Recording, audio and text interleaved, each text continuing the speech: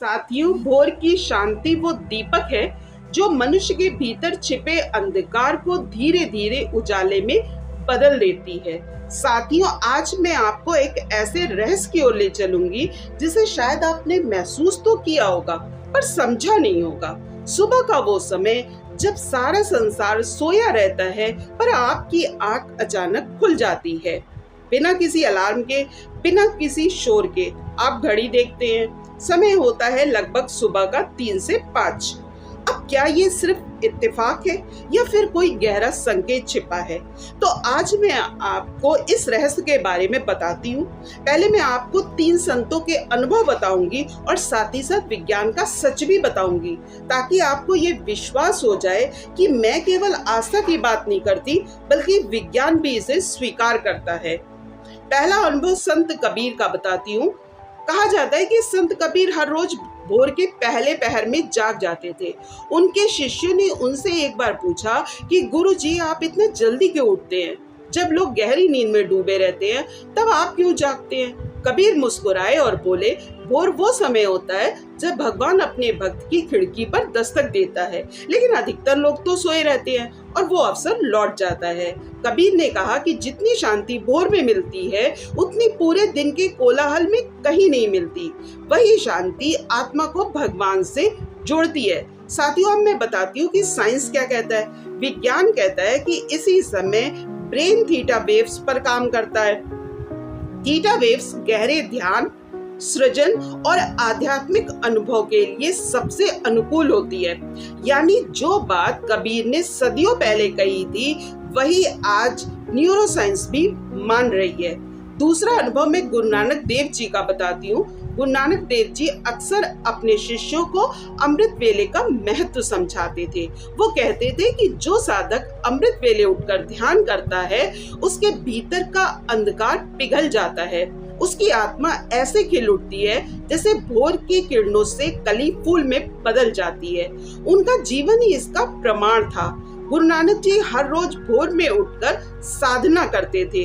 उनकी यही साधना उन्हें उस शक्ति तक ले गई जिससे उन्होंने संसार को नया मार्ग दिखाया। अब मैं बताती हूँ साइंस क्या कहता है। सुबह 3 से 5 बजे के बीच मेलाटोनिन हार्मोन का स्तर गिरना शुरू हो जाता है।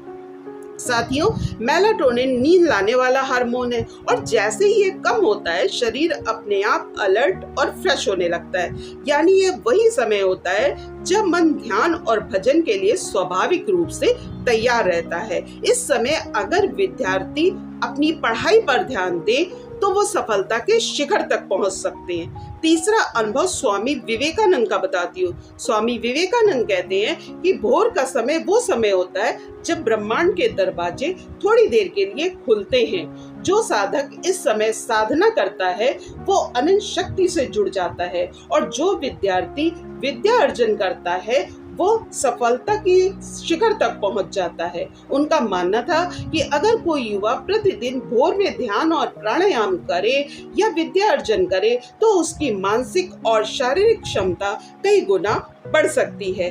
अब साइंस क्या कहता है मैं वो बताती हूँ। एनवायरमेंट स्टडी कहती है कि सुबह के समय वातावरण में ऑक्सीजन लेवल सबसे अधिक होता है। सुबह की हवा में प्राणवायु इतनी शुद्ध और ऊर्जा से भरी होती है कि मस्तिष्क को ताजगी देती है और फेफड़ों को मजबूत बनाती है।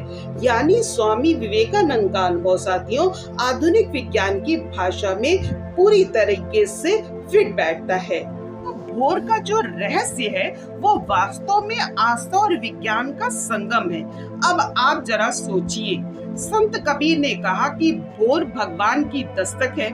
गुरु नानक ने कहा कि अमृत वेले आत्मा खिल उठती है। स्वामी विवेकानंद ने कहा कि ये समय ब्रह्मांड की शक्ति से जुड़ने का है और विज्ञान भी यही कह रहा है कि इस समय आपका दिमाग थीटा वेव्स पर काम करता है और मेलाटोनिन कम हो जाता है और वातावरण में ऑक्सीजन सबसे शुद्ध होती है। तो फिर क्या ये संयोग है या सचमुच एक दिव्य रहस्य है जो संतों और विज्ञान दोनों ने स्वीकार किया है? साथियों, अगर आप सच में अपनी जिंदगी को बदलना चाहते हैं तो सिर्फ एक प्रयोग कीजिए। कल से अलार्म से नहीं बल्कि अपने भीतर की पुकार में भोर में उठ जाइए। 3 मिनट ध्यान कीजिए, 3 मिनट भगवान का नाम लीजिए और 3 मिनट बस चुपचाप शांति को सुनिए या फिर आप अपना अध्ययन करिए। आप देखेंगे कि आपकी थकान गायब हो जाएगी, मन हल्का और निर्मल रहेगा और धीरे धीरे आपके भीतर वही शक्ति जागने लगेगी जो संत के जीवन में प्रकट हुई थी। साथियों, भोर की वो घड़ी केवल सूरज को जगाने की नहीं है, बल्कि आपके भीतर सोई हुई आत्मा को जगाने की है। साथियों, आज मैंने आस्था और विज्ञान के संगम पर अपने जो विचार व्यक्त किए हैं और आप अगर इससे प्रभावित हुए हों तो आप मेरे चैनल छोटी सी आशा को सब्सक्राइब कर सकते हैं और मेरे इस वीडियो को ज्यादा से ज्यादा लाइक और शेयर कर सकते हैं ताकि ज्यादा से ज्यादा लोग लाभान्वित हो। मैं जल्दी मिलती हूँ एक ऐसे ही नए उद्देश्यपूर्ण वीडियो के साथ। तब तक साथियों, आप सभी का बहुत बहुत आभार।